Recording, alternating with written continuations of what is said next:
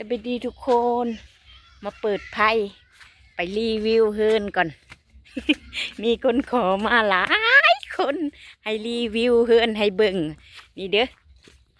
บรรยากาศอันนี้ไม่ใหญ่กลุ่มเพิ่นกระจิตแต่ประมาณนี้เลยพี่น้อง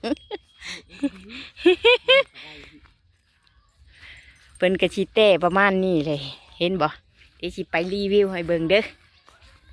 ฝากกดไลค์กดแชร์กดติดตามผู้ใดอยากกินข้าวปุ้นแห้งก็อย่าลืมสั่งเด้อทุกคนเดี๋ยวให้น้องชายส่งให้ก็ได้หรือว่าล่อน้องเงินก็ได้เด้อทุกคนเดี๋ยวน้องเงินก็สิไปแล้วนี่อันนี้ก็สิรีวิวให้เบิ่งรอบๆก็หลา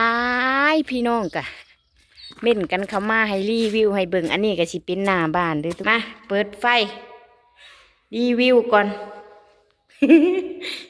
บ่ได้มานอนเด้อพี่น้องทำให้หนูนอนนี่สิประมาณนี้เด้อนี่กะสิทั้งหมดกะสิมี4ห้องเด้อแต่ว่าบ่ได้ขันฮอด4ขันแค่2ห้องอันนี้1ห้องนี่ตู้คนลาวกะสิเป็นประมาณนี้เด้อพี่น้องนี่อันนี้ นุ่งชินบ่ได้แล้วนี่อันนี้กะสิเป็นประมาณนี้น้องเงินน่ะบ่ได้มานอนเด้อทุกคนน้องเงินนอนอีกหลังหนึ่งเพราะว่ามีบ้านอยู่2หลัง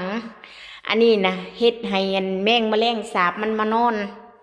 เจ้าของก็บ่ได้นอนดอกเนี่ยเฮ็ดบ้านบ่มีเวลามานอนน่ะบ่ต้องเฮ็ดเด้อทุกคนคือแบบโอ้ยบ่เป็นตาอยู่เลย